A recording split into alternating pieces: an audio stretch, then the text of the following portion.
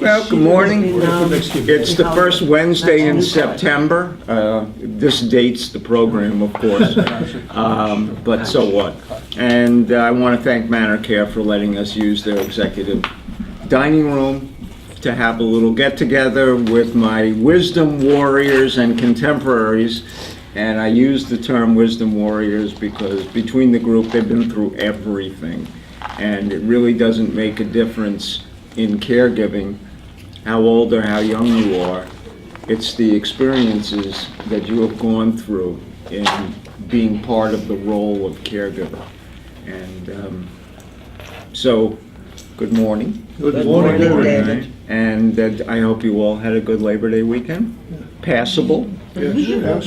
Acceptable. Yes. Oh, okay. I was home. It was a caregiver weekend for Labor Day. Now, with that, you can get as descriptive as you wish, but tell me what happened with your husband that yesterday was a horrible day.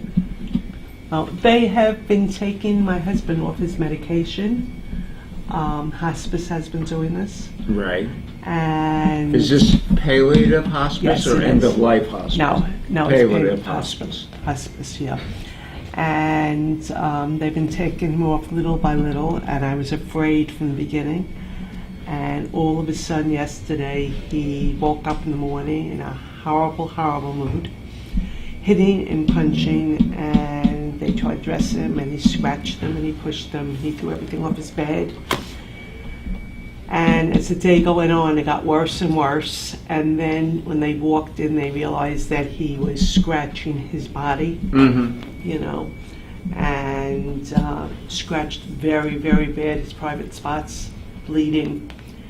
And they were calling in nurses last night. Right. Was he doing it with his fingernails? He was doing it with his fingernails, which I try to cut short. Right. I Because try- only you and, you know, the neurosurgeon are allowed to do in a facility. I try to cut short, and actually today I'm hoping he's calm. I have my nail cutters with me. Maybe you need to go to gloves with a strap. You know, Take it off. it's been a constant battle for you with him. Yes, it is. Why? Recognizing that we don't want to medicate people simply for compliance. You know, that because we can't keep them in one spot, let's medicate them to keep them in that spot. So obviously they were giving him something like Ativan or Seroquel or one of the, one of the medications that'll control physical activity and anger. What was the reason, if you know, that hospice was, because under palliative, it's not the same rules, all right? And you're allowed to stay on what you got until you reach a certain point.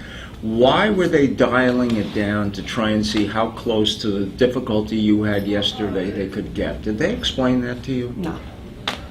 Don't you have some curiosity about why they were experimenting? Yes, I have a lot to say today to them. All right, and put it in writing. Think about what it is that you want in the chart, so that if the people that you're questioning today, and one of the people on the list should be the palliative care doctor, because ultimately everything goes back to he or she, Right. in terms of who controls that particular individual's case. You have hospice nurses, you have hospice aides, but ultimately it's really the doctor that's calling the shots on meds. And it would be interesting to understand from his perspective, because in allowing him to hurt himself, and this is me editorializing, is a danger. All right, those medications were being given for a reason, and to try and slowly take them off, recognizing that in the past, when he has come off these meds, this has happened. You know, it's kind of like there's a rule in the law. You don't know if you have a bad dog till the first time he bites. Right. All right? Well, this is not the first time that this has happened when he was not on let's call it an anger suppressant medication. So I just find that, and recognizing what he did to himself and others around him is a real danger. But if I remember correctly, the few weeks that he was off it, and he was totally weaned, you were experiencing some good times with him. Right. He was more cognizant, he was Right. more affectionate, more aware. We were there on this weekend, and he was talking to the kids, and he knew who they were. But I always had that thing in I the know back you of my did. mind. Yes. You know that. Yeah, I of always course. said, Was it going to explode? yeah, it's going to explode. He was It's just between a not rock and a coming hard to you. place. You liked Yeah. the new person, one that he used to be, but you were afraid that one day he was going to become aggressive again. Right, right. Yeah, And really. they did say to me, as they were taking him off it, they did mention to me that maybe this is a good thing that we're taking him off it, because maybe he has passed that time Wrong. that he would. Wrong. Wrong. Wow. Yeah. How did they restrain him? They can't restrain him. They gave him Ativan, Right. and they just... Left him alone till it worked. Yeah. You can't Well, when I restrain was them. there last night, and I was there for a couple of hours, it was not working. I mean, with me, he was fine. He was just laying there and Right. complaining, talking and complaining. But Yes. it did really put him out. I had that same situation when my wife had her knee surgery and they took her off of all of her meds foolishly Yeah. and put her on narcotics foolishly and then took her off of those. And we were trying to get a CAT scan done and there was no way that we could do it. And they gave her Ativan and I'm sitting there, I'm waiting an hour, I'm waiting 2 hours, Nothing. nothing. Finally, after the second shot, she went to sleep on her side. And so they took her down to the CAT scan, and the woman running the aide was going, how are we going to get her on her back to take the CAT scan? And the guy running it says, well, you know, this is 360 degrees. We can put her in any way. So they put her in, sleeping on her side, and they got perfectly good pictures, you know, and so I considered him to be the Einstein of the CAT scan that day. But, you know, sometimes you just have to give it a little bit of practical thing. She wasn't moving, and it wasn't a single plate shot like it would be if you just had an ordinary chest x-ray. So it made a difference. So the last couple of days, he's been falling out of his wheelchair. And I've been saying something about that, and they say, you know, it's a law, you can't strap them in, and But can you use the foam wedges? I don't know. Well, they have foam wedges, which are not restraints. And you can have them put him under his knees so that he sits back a little bit. Sometimes when they rock, they'll put the wedges in on the side so that they can stay more erect and upright and centered more in the wheelchair. Well, he hasn't been falling out because he's falling out. He's falling out because he himself is Trying to get up. trying to get up. Well, that may restrict him, though. The wedges may restrict his attempts at getting up. Well, My wife was- only because you may not be able to Yeah. get that push. Right, yeah, push, you know. yeah. And we all know why we don't restrain in nursing homes, but there are times you have to wonder selectively, not as a unit. I mean, in some places they medicate compliance, as we all know, but he's not in a nursing home. And so you wonder why, when you have somebody who's a threat like that, why there can't be a safety strap.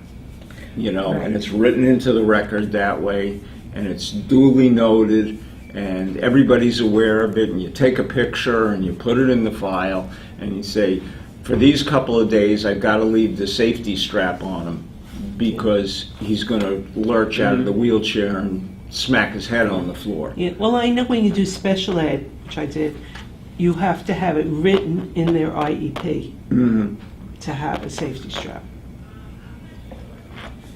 All right, so all I'm saying, so if it was good enough for school kids, it's Right. good enough for adults, is what you're saying. And it's a question of safety, theirs, and also to stop essentially the reaction afterwards. Oh, they call you, do you still want us to call 911? What are we going to do? How are we going to handle this?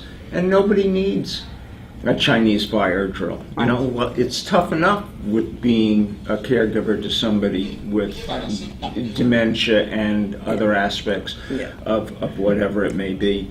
Even if you give your permission to have a safety strap put around them, They will won't not do it that? because you're conflicting with state law. It's like bed constraints, bed rails. You can't have that. I was just wondering, obviously this had a major effect on you. And you've talked to your children about it? My children were with me, yeah. They're with you now? No, well, they came last night to see And me, yeah. any comments from them, any reactions? I was the same, you know, same as me. I mean, we can't have it both ways. But they haven't been a problem. Your girls have not been No. a problem. Not at all. No. And what about the facility? Facility, I mean, seems to be good. They seem to be doing what I asked them to do. But he was changed from one place to another place.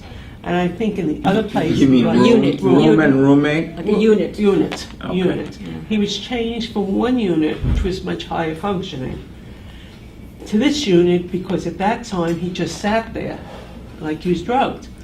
And he didn't do anything. So they felt he needed a lower unit. So they put him in this new unit where everybody just sits around and does Right. nothing. So now that they took away this medication, he could do more. Are they going to move them back? I have a whole thing to discuss with them today. In the other unit, I Put it in really writing. Put it in writing. And in the other unit, I really feel that they took better care of him. Okay. Are there any threats, though, that they might ask him to leave? No, this is very new. This just happened last night or yesterday. And, you know, you raise a good question, Herb. You know, can they ask him to leave? Well, they can always ask him to leave, but should he be ostracized or excised from the facility because somebody like hospice was tinkering with the medications to see whether or not they still needed as much, since he'd been pretty compliant with it, you know, low dosage wise or whatever, made for a good weekend, and all of a sudden it flipped. And, you know, that's kind of like always walking under Damocles' sword.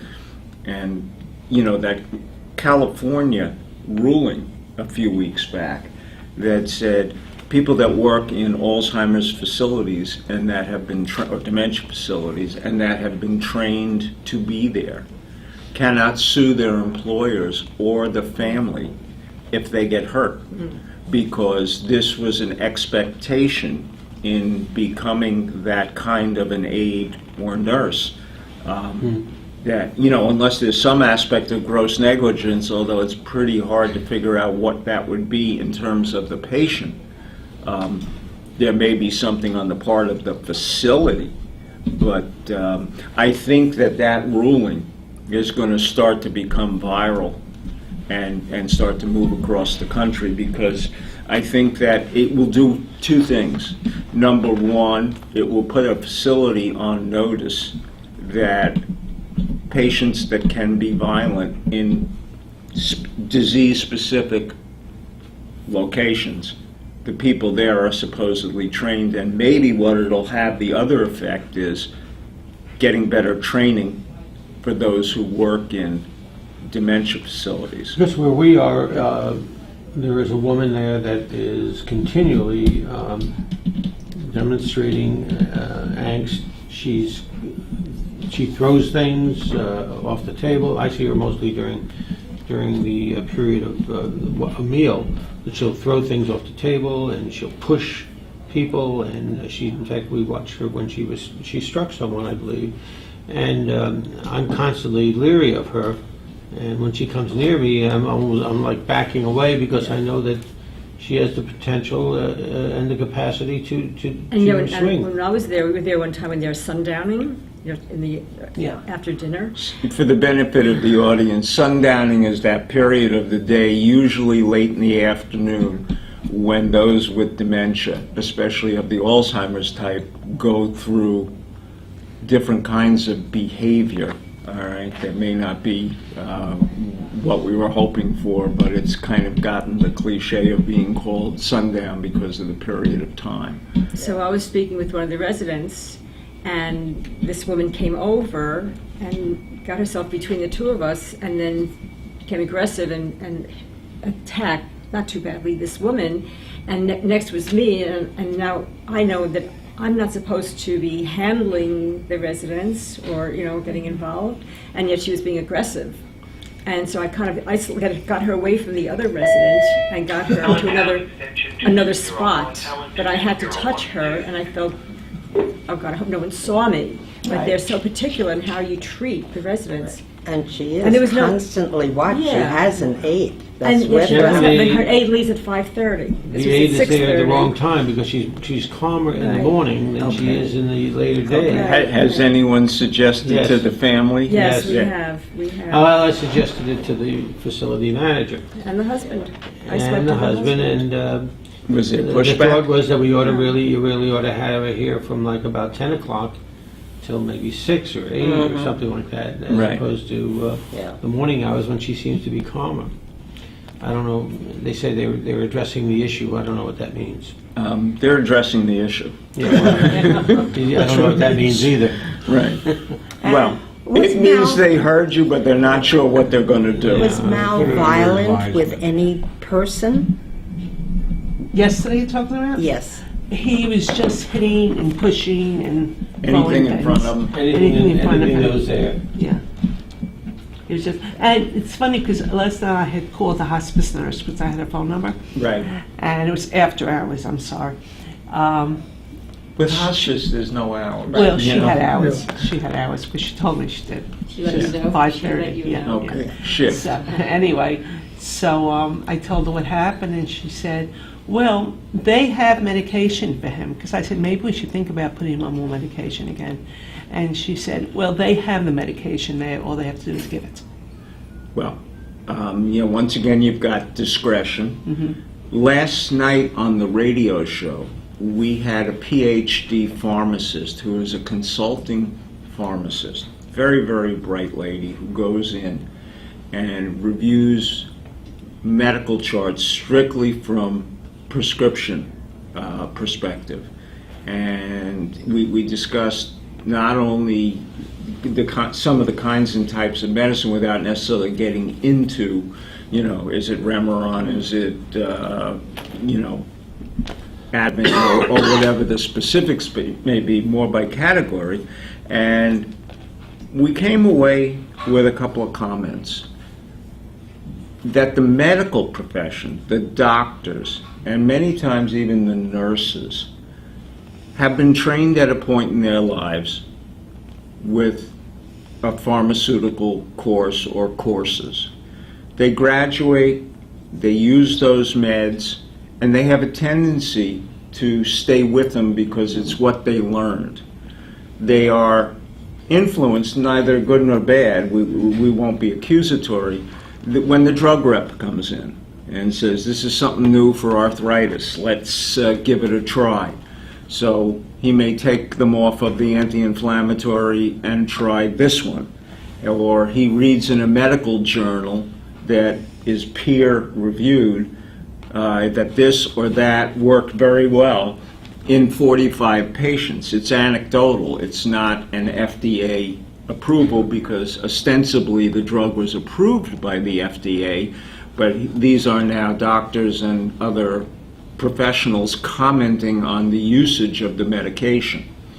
And a lot of times, our doctors are very good at what they do and that tight band of medicine that they use all the time. The surgeon uses certain painkillers, he uses certain post-operative antibiotics, etc., etc. And his world is what it's supposed to be, at the table, removing whatever or doing whatever he does as a surgeon, and then prescribing within the range of what he needs to do. And so when you get the surgeon in conjunction with the urologist, in conjunction with the neurologist, et cetera, and each are dealing in their band of influence and don't really have an appreciation, even sharing the knowledge that even if all the doctors threw all their meds in a hat and said, Mrs. Jones is taking all of this, there may not be anyone in that group until you get it in front of somebody who's a PhD pharmacist who can truly tell you what all the inner reactions are, because each one only knows their own. And so not only is polypharmacy, which is the issue of having as many meds as we know many people have, 7, 8, 9, 10, 11, a danger in and of itself by causing pharmaceutical soup, but is everybody in alignment? Because there may be drugs given by each of those specialists that essentially has the same kind of an ingredient in it that somebody else is giving. So do you wind up with getting a hyperdose and things like that? And it was very interesting because we see so much of that. And that's what she does. She kind of goes in and gives them only the pharmaceutical overview. You know, David, in that score, you end up with a pill that's 5 milligrams or 50 milligrams, whatever the size Right. is, and they're giving that to someone who weighs 165 pounds. That's the same dosage that could be given to someone who weighs 240 pounds. Right. And obviously the effect of one on the other is going to be quite different. And I you're understand absolutely right. Because there's no interceding in there. You say, well, wait a minute. Well, normally I would give yeah. you this, but because you're a much larger person or smaller person, I'm going to have it. Which reminds me of my cat, and I'm not just. He had a reaction to an injection, and That was given to a lion. Well, and so I contacted the vet, and they said, well, okay, we'll give him. What was it? Benadryl. Benadryl, right? But cut the pill in half. Well, the cat, Yeah. full Benadryl would have killed him probably. Right, you would have found a dry But pile of cat. But at least there was an attempt to minimize the amount of drug that he Right. was receiving. I don't think we do that with people. Well, what you do see, if you get a prescription that was either in the original bottle or in the original box, which we rarely see anymore, with the paper that has the chemical formula and all the other stuff, many, many times it will say milligram per kilogram of body weight. Oh. Now, see that. the problem is that most lay people Don't read it. don't know what a milligram and a kilogram is and how to relate them, all right? And so it's one of those afterthoughts. And you're 100% correct. Good for one, good for all. And don't take two. But yet, two may exactly be, Right. what is needed. Right. There are other things that you have to consider and that we were talking about. Time of day, biorhythms.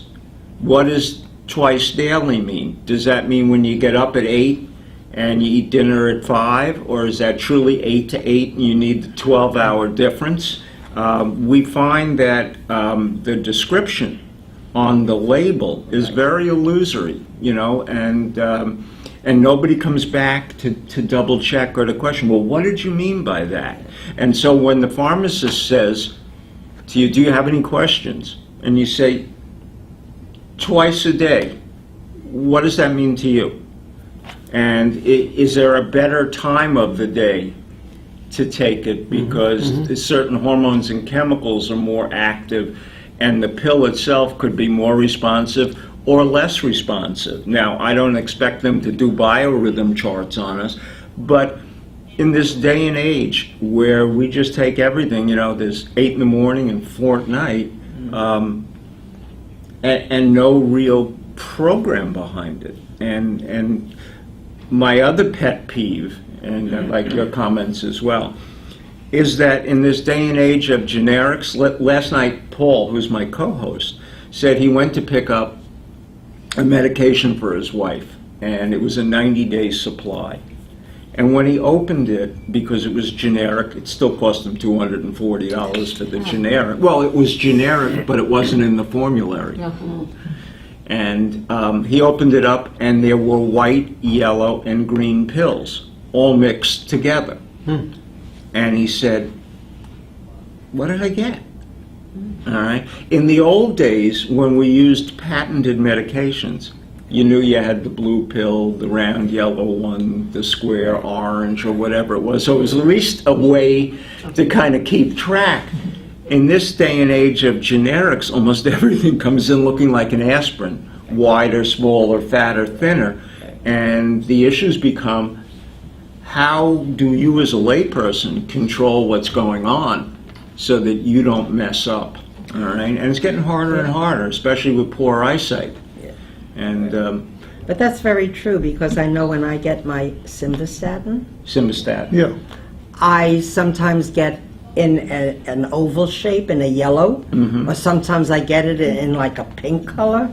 It says on the bottle that even though the color, the shape of the pill It's the is same different, pill. it's the same pill. Same formulary. Right. So I used to have that with And they Gladys. normally put underneath it who's the generic manufacturer. So if there's a problem, they can go back to India or whatever What and did say Paul- this was a bad batch. Right. I'm curious, what did Paul find out about the various He colors? took them back, and they said to him, we had the end of 2 generic bottles, and then we opened a third. Right. So 3 different colors. Right, and he said, do me a favor, Give me the new take button. these back and fill them all from the new bottle. Right. And then he got into, you've taken the prescription out and opened it. And for $240, he was not going to go back and do a color match, but he sure raised hell about Right. it. Right. And I think it's an issue that we all have to think about. Now, if I were Paul, I would have been a little bit more insistent about it and said, it's not a problem, it's on a credit card, we'll stop the payment. Either you take the pills back, Right. or Well, show me the Oh, oh. bottle that the old ones came in and let me see the expiration. Well, you know, this prescription's been filled since this morning, and the bottles were thrown out and disposed of in noon trash. I mean, we can make up any Yeah, of story course, of course. that we want for it, but you know where it also becomes a problem is in the ubiquitous medicine box. You put in the day, time of day of the week, and you load them all up and they're generic. And if you filled it up for your loved one and you're not there observing the pill taking, Right. that to me looks like it could be, you know, a real Chinese fire drill. well, supposedly we're of sound mind. Well, supposedly, I'm and not we too referring- have confused. Did I take my pills today or didn't I? Well, let's see. That's the next day already. Hey, what happened to? What is today? Wednesday. What happened to Tuesday? It's still there. you know? Right. Yeah, So, I've done that too. of course. right, and then go look under the dresser Get that it. it sits on and see the bounced pills that never got taken. Never got that That's because the cat pushed them there. Right, and you're just lucky that the cat didn't take Haldol. Or you really would have a catatonic cat. Right. I'm sorry, Murray. No, it's all right. No, I just have. So how are you doing? I'm doing, fortunately, very well. Good. I have no immediate problems. I did something this past week with my daughter that I had been postponing for almost 2 years that Gladys is gone. Got rid of all of her clothes. I was sort of reluctant to start it myself. And so was my daughter. She went into the closet one time because she had a lot of clothing. And my daughter said, Dad, I can't, this was the first time. She says, I can't do anything right now because she said, I'm getting Too immersed in emotional. emotion. Yeah. So I said, well, let's not do it. When the time comes, when you're up to it, we can do it together. And we did. We did it this past week. And to give you an idea, I got 16 bags of clothing. 1 bag was shoes. I even gave him 2 extra bags of hangers, and I took them off. Right. And I donated them to the Florida, That's what do you call the Used women? What? with the fun. women's Used breast cancer, Florida Oh, Breast oh, Cancer oh, Foundation. okay. That's what it is. Okay. Florida Breast Cancer Foundation. I think I'm going to have myself checked for dementia. Right. Anyway, We've been telling you that for a while. I know, but I've been ignoring you. Anyway, Because you don't remember it. but we did get rid of it, and I got it picked up yesterday, finally, all of it. Okay. And it's a delight that it's out. and I'm already placing some of my stuff into that. Right. Do you remember That's during the hard. big war, when you took your coat hangers back to the dry cleaner Yeah, for recycling? yes. Same way you took your Wire hangers. Right. right, your Right. bacon fat in a can? Well, what I did was I gave them We only didn't have the, bacon fat. what I did was I gave them only the plastic hangers, which, when you buy, they ask you, do you want the hangers? And we always used to say yes. I got rid of all of those. Right. Glad They to took say. away your Marshall's collection. Yes. Next thing, Mary, get a bag and start throwing the pots in there and the pans. No, no. you But still anyway, No, that's- anyway, things have been going well for me, thank God. My daughter and I are getting along very well, and that's good. something we had a problem, as everyone here knows. But I don't have that problem any longer. I do have a problem with her actually with one son, and. You mean grandson? Grandson. Yes, grandson. When I say one son, I meant her Right. son, yeah. And, Or number one son? yeah, China. and he is the number one son. He was a firstborn. Okay. He's about 32 years old now. And I and I spoke with him, and I asked him if there's something still bothering him. Well, he tells me, you gave Mom a very difficult time.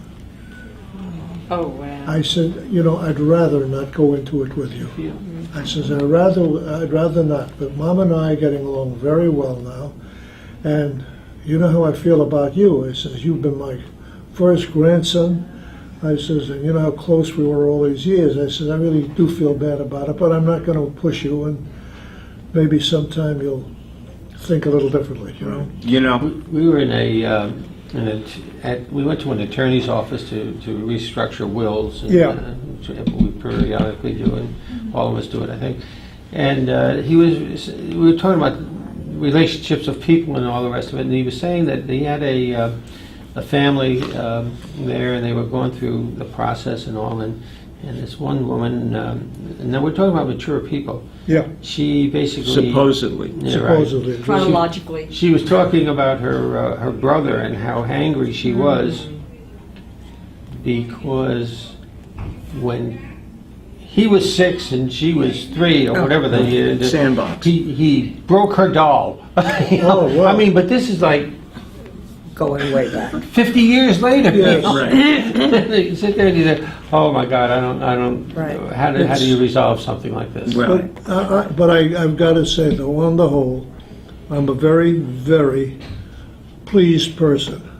I've got somebody I'm with, as you all know, who we're having an extremely wonderful life together, and I'm getting along with my family. oh, she wanted me to tell you, your clothes are in 9 bags at the curb. She told you that, right? And she kept the hangers. Oh, boy. No, so but I be careful. But I thank God that I'm able to give you nice word. Good. I wish upon you. I wish you, I'm sure. I hope things iron out for you, and I know they will. They will, but it's Harvey, sad. if you rub that phone enough, will a genie come out? So what's going on, besides the fact that you have a great tan from walking in the pool? Well, I do a little exercising too. In the pool. Well, that's good. I move a leg and this and arm and so forth. All right, but how's everything else going? Well, I'm kind of disturbed about my wife because she's doing a lot of sleeping. She's always been a good sleeper. She sleeps all night, and now she's starting to sleep all day practically. And she slept through lunch yesterday while I was there, and I kept waking her up, and she wouldn't eat. And there's one aide at the nursing home, and she's fantastic, and she got her to eat a little bit yesterday. And but she kept falling asleep through lunch, and then I usually take her for a walk around the complex, and she kept falling asleep, and I kept waking her up, and she kept going back to sleep. Have you checked her meds, just for the, I checked her meds yesterday with the nurse, Okay. and she's still getting the same thing that she was getting before she went into the nursing home. all right. However, they did increase the Namenda, and they didn't think that that would be doing it. No, if you told me she had an upset stomach, I might say that was the, but she's that was the she's also amendment. getting a stomach, which she never had All before. right, well, because she's too sedentary. Oh, I know. All She right, doesn't and walk so anymore. now you have to look at two other things. Number one, many chronic illness patients, and especially Alzheimer's, have dementia, and it's undiagnosed. It's probably one of the most undiagnosed causes because we just sweep everything under the Alzheimer's rug. Oh, they have Alzheimer's, that's why she has ulcers and a broken nose, and because she fell down. But remember, she still is an individual who's aging, all right? And if she does have depression, and that may be one of the reasons why, and what happens when all of a sudden you get into sleeping longer? Your body begins to shift and it sleeps, all right? Regardless of what may have been the triggering cause, you get used to sleeping. And that may be the problem as well. I don't know. I'm not trying to practice medicine at the table, but I do know one of the reasons that people sleep is they're tired or they're depressed. And so possibly she needs a little more stimulation. Maybe just walking her around once. I'm not making you the Praetorian Guard, but maybe you got to get up and You mean shake walk, make her walk? Yeah. No, she can't walk. she can't walk. Well, then there's another reason to be sedentary. All right, so maybe now you have to go look at, not that there's anything wrong with carrying a little more weight. A matter of fact, they say for older people that's actually a good thing to have a little bit of reserve. From last month to this month, she didn't gain any weight. Okay, but what she She's did do, She's still not fat. She's no, not but heavy. you can see the stomach. What you can't really observe or you're not counting is the debilitation of some of her larger muscles. If she can't walk, then her thigh muscles, her calf muscles, and things like that are beginning to diminish. And normally that would have been lean body mass that would have shown up on the scale. So she may be gaining weight calorically, but losing weight from musculature, lack of exercise. And so it may be a little bit of a misnomer to say she hasn't gained weight. That's true, but you got to kind of look at the balance, because eating high caloric, all those mashed potatoes and gravy and then going back to sleep on them is going to wind up around your waist. And I don't say that for any other reason, but that just might be the cause. So the fact it wasn't a net gain or loss may have been because one was compensating for the other. But she's not a good eater. She never was a good eater, a big eater. She's a very picky eater. And they bend over backwards to give her things that she likes. And but they offered her all kinds of things yesterday, and she wouldn't eat any of it. Things that she usually eats. She would say, I don't want to have that, or she doesn't open her mouth. I don't know what stage she's at. Does she feed herself? She feeds herself, but you have to put the food in the spoon or the fork, and you have to put the fork in her hand, and she'll put it in her mouth. Okay. And she finds her mouth fine, but she won't. Gotcha. Initiate. Well, that may be too much. Maybe, maybe. It's like tuck and roll. But I was feeding her, and the aide told me not to do that because this is an exercise, and she's going to lose the muscles of not being Or able to forget how to that. do it Or altogether. right. Herb goes in during the day to give her one meal because he did it. He's still doing it, but he did when she was eating solid food. They said let her do it herself, but he wanted to make sure that she had one meal. She doesn't eat breakfast I or do the dinner. same thing. They may be helping her, but she's really not getting that much. So he made sure that she had one meal. Continues to do that now that she's on more pureed. Is it any easier to feed her now that she's on? No, Very actually, it's, interested in it. well, the problem is that she's really not swallowing continually, and so there's been a tremendous amount of degradation in the last well, I'd say 2-3 weeks. What's happened now is that she will take on food, which is puree food, by the way. And boy, I'll tell you, if you want to see a heartbreaker, it's when she tries to swallow and she begins gagging and choking. And now you're sitting there and you know that you think that she's ready to throw up, or so I'm there, and when I see that tears are coming out of her eyes, not because she's crying, but because she's The stressed. difficulty, yeah. And her nose, we're getting into gross things, but her nose is starting to run, and she's coughing and gagging, and I'm saying, what the hell are we doing? There's somewhere along the way here that this feeding process, forgetting tubes because we're not going that Right. route, but maybe I'm doing her more of a disservice than I am trying to help, because I don't want to see her in that state. It stresses me terribly. However, there is one food that she seems to be able to Ice intake. Ice cream. Ice cream. And I think it's because it's cold and maybe It slides down. Slides out, But all the other foods are pureed also, and they should Yeah, go but the ice same way. cream engenders Yeah. that. It's a food of What choice. about yogurt? I don't even Because- bother with the yogurt because I because think the ice cream seems to work, and so I Okay. so I asked for ice cream, but it is heartbreaking. It's just unbelievably. It's like self-destructive kind of thing for me. I'm not. I mean, obviously she's suffering, but I'm really. I'm really pained by it. You're going through every. You're the caregiver. Yeah, I'm Right. pained by That's it. the caregiver. And I keep thinking, well, maybe I should stop feeding. Stop trying to feed her. Let either the aides do it or just stand back and walk away from it, because I don't know how to handle it. I mean, for me, it's a one. For all of us, it's the first time out, and they've been through this with many patients before this. You did mention one thing, Harvey, the Namenda.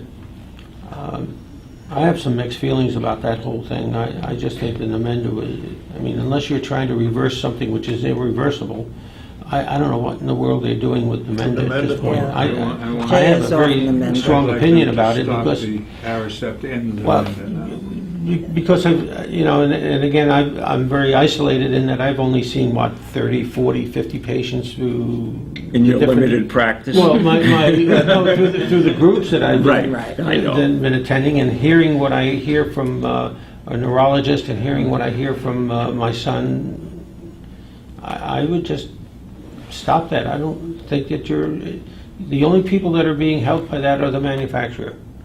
in my And opinion. sometimes I think the most of- caregiver, because the neurologist has Right. nothing else to tell you. I think most of us, Are our in spouses, took Namenda and Aricept. But there's a point where you stop. Reaches a point where you stop. Yeah, well, he had stopped the Aricept before he did the Namenda. Right. This was the neurologist we're talking about, and it really doesn't do any good. But I think, as it's often been said here, the doctor keeps it up because he thinks that you might be happy that she's getting some sort of medication, or he is, whatever the case may be.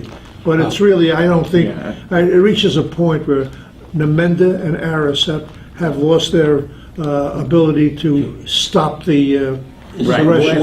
Whatever it was, progression of- whatever it was supposed to do, which was It's slow done. down, it's It's not done. reversing anything. No. And so it's been my observation, because I've watched Namenda over the last dozen years since it's been on the market, is that once you start to see a decline and they're taking Aricept and Namenda, usually you've reached the point where there really isn't a benefit. Now, some doctors will come charging in and saying, well, the Aricept and Namenda are blocking the dementia from getting worse. It's a very emotional argument, and if we take it off, all of a sudden things are going to get worse in a hurry. But Toward what end? the argument back is it's getting worse anyhow. And toward what end, really? Is it trotting or galloping? I'm kind of interested, David, in that you when I was telling you that there is the one food that she does intake that seems to go down. You mentioned ice cream. How did you know that? Why did that come up? Because that's usually the thing that goes down.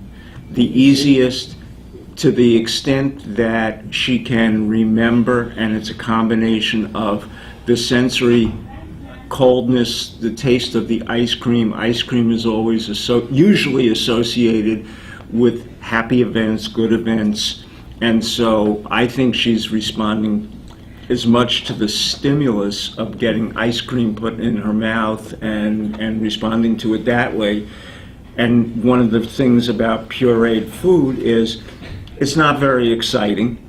And while it's beneficial nutritionally, I remember, and you may have heard me tell the story, one day my father was in the nursing home and I came to feed him. He was on pureed food.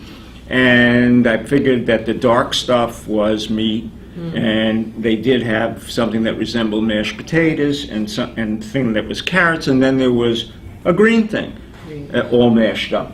And when the girl came by, I said, "Dad, that must be peas." And the lady looked over at me and she said, "No, it's birthday cake." It was the icing, and they mixed it all together. So I've learned, the anonymity of puree. But I can understand because she was pouching, and depending upon, normally they'll try and up it a little bit with salt and things that make it a little Gravy. tastier. Everything's All right, gravy. Lots whatever. of gravy on there, so the caloric intake continues. Right. I don't know to what do it anyway. I mean, we have the same problem with, she's now totally restricted to a wheelchair. And also the falling asleep. I mean, apparently we're running pretty much the same parallel course without Namenda. But we're in the same path, and it's very, very, very depressing. Yeah, you can see it on your face, your faces. It's not something we've ever been prepared to do. Right. I think that throughout our years, even though it comes as a shock many times, we can handle death and the loss of things. All right? But trying to deal with the slow debilitation That's the killer. and kind of wasting away of a loved And one not being over a able to do period of anything. time is got to be one of the most difficult things Right. that somebody can face, especially knowing you were married for 55 years. The bonds are what they are. Your concerns are very real, and you wear them. All right. Oh, yeah, I'm sure I do. And the only thing that one can say is you're being very courageous in wanting to stay on with that one feeding from you, but you did make a valid point that the others, if prompted, meaning the aides, can feed her if you find that this gagging and choking on top of the fact of whatever else is going on is just too much for you emotionally. And you really should think about that. Yeah, you're probably right. Well, I don't know if I'm going to do it, but all right, well, But- advice is just that. no, I understand that, and it's just that you just see this. It just keeps inching its way Right. down. Well, you know what might be the better idea? Is for you to come in sometime after lunch That's what I and told just him feed her yesterday. ice cream. That's what I told you At yesterday. least then it can be a happy event, Yeah. or at least one that's productive in front of you rather than I was thinking maybe I'll have the ice cream. Why don't you both have it? get 2 Dixie cups. But I mean, that may be the better way. You still get to do what you want, but at least you're putting the one thing in that would, that seems to make a difference. And so Well, get true. get some comfort out of that without having to see all the other distress. What's your thought? How's your husband a good eater? My husband's a terrific eater, Oh. especially when he tries to eat the puzzles. Puzzles? Yeah, he's been trying to eat the puzzles. Oh. Because I give it to him to keep his hands, Right. But he's a very, very good eater. But I am noticing lately that he's having a little trouble holding the saliva in his mouth. So I mean, is he that's- drooling? Not yet. He's going, I took... So, Sucking it back in. Sucking Yeah. it back in. So that is a little change I'm seeing there. Okay. All right. Yeah, And but he's so a good today you're going over to have a review of last night, Yes. and you're going to pick your battles carefully. Very careful. and not just shotgun them with everything, but No, but my problem is that hopefully I can pick my battles, because I'm a person that doesn't like to stir the pot. right.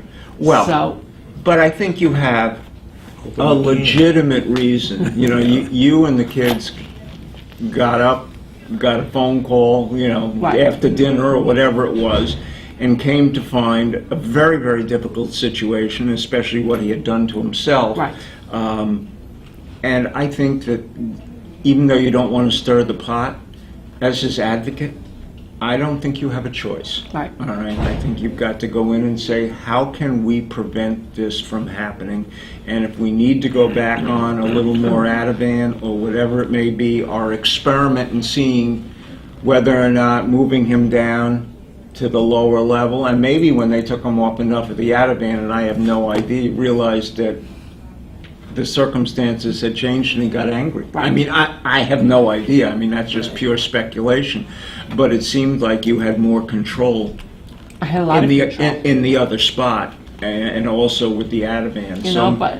But then I look at the other spot, and the other spot was, he really wasn't even existing. He was just sitting there mostly out of it. all You're the caught time. between the devil and the deep blue sea, but at least in the other set of circumstances, he was calm, all right? And it wouldn't hurt to just, because it's not going to make that big a difference, is to see if they'll put him back for a little while and just see what his demeanor is, you know? Maybe this is his way of protesting the move. Right. And since before that, it wasn't broken, so moving him didn't fix anything. No. Other than, you know, the fact that he was more sedentary than he had been before. And so, last comments. Yeah, this was a happy meeting. Well, you know, happiness is a question of what you define as happiness. Sometimes happiness can be getting it off your chest, Right. all right, and having others commiserate who, as you just said very accurately of Harvey, you're walking in parallel steps. It's hard in your subdivision or out at a restaurant to find that, and in a place that's not only safe, but where you're amongst those that you know, to be able to air those kinds of things. That's true. And so maybe it's called relative happiness. And I do have one thing to say about that, because last night a couple of my friends were asking me about it, and they don't understand. They think they understand. My aunt, my uncle, my cousin, everyone had it. Oh, and this is what you should do, and this is what you should do, and don't medicate him again, don't this and that. So at least when I came here today, I was happy to hear what everyone here that knows and has Right. been there Right. tell Right. me. There are many wise men. Not all of them have a good camel. That's right. And so, Bernice, is your elbow better? Your arm? Yeah, I guess Carpal? so. I don't know. All right, or are you just wearing it to be different? Yes. Like but the toad. Right. No, I have to wear it about 3 or 4 times a week. No. Well, I know. You can't see mine, but I'm wearing mine. Right. Right. But anyhow, it's not fatal. It's incurable, but not fatal. Okay. And the word for your daughter? Things moving slowly and surely? This week she has off. Next week she starts her IV chemo regimen of 2 days a week for 3 weeks and a week off, and then repeats it. And then they have to have a discussion as to What they do from there, what they do. depending on what the results are Right, of this. and her strength, the condition that she's in. How's her attitude? Better than mine. Her attitude is extremely hopeful. She can't wait to have the second transplant. You mean the stem cell The stem cell, procedure? right. She really can't wait to do that. She feels that it's, well, actually, it is the only thing left for her to do. But she feels very positive about it That's great. because it has worked a second time. So she's looking forward to that. And she's also in the process of selling her house. So she had all the things done that they wanted her to. Now she has to start getting rid of some stuff and staging it, and she said there's no point in my looking for a place until I sell the house. Right. And, So that gives her things to do and things to look forward to. Right, right. She does have a problem walking. She can't put too much weight on her left leg. And that was a consequence of They found a another month or two back. Right, right. And they found another cell. So that's what they had to do. Well, I must say, I've known you for a long time. You know, we started in the other location, what seems like a decade ago. Right. And to see you as kind of a dual caregiver, hands-on for Jay, more hands-off and emotional support for your daughter. Yeah. You are a remarkable individual. She is. Not dissimilar to others that have a dual role, but consistently over the years, you've been steady, consistent, logical, even though you may hide it. And Very well, too. right. And just keep bringing that Entman's cake in. You know, they say that a child's love towards a parent is very good, but there is nothing like the parent's love of the children. Yep.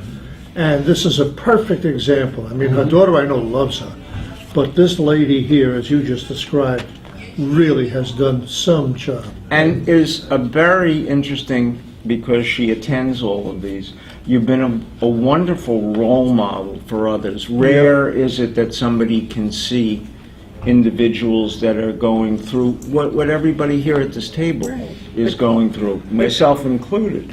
And But this group has made me stronger. I really give all the credit to you and your group. I honestly Well, it's do, your David. group, Good subject.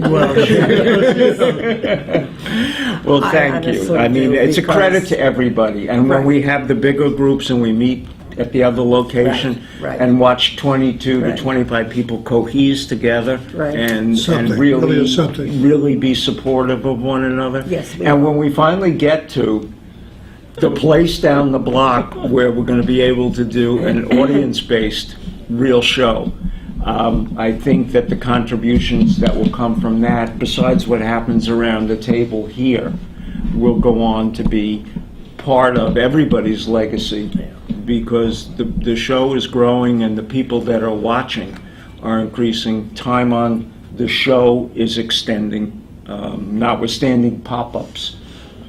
But Freddie said they're working to get the pop-ups off. So pretty soon, we'll be like all the big kids. All right. In the meantime, I want to thank everybody, and we'll do our best to be back on the 16th. When are the holidays? And after that. After that? Something, 25th, something Okay. like that. All right. Well, then I will see you all in 2 weeks. Right. I'll bring the box of Joe. I'll bring the cake. Okay. And maybe Muriel will be back by then. Well, she No. said it was 3 weeks. No, I don't think she'll be back by And then. how is Eleanor? Eleanor seems to be doing, unfortunately, I didn't speak to her this week. No, neither did I. But in any event, I want to thank everybody, How thank about- our audience, and hope that you've learned something today. I know I have, and I think everybody here has shared their true feelings. Thank you.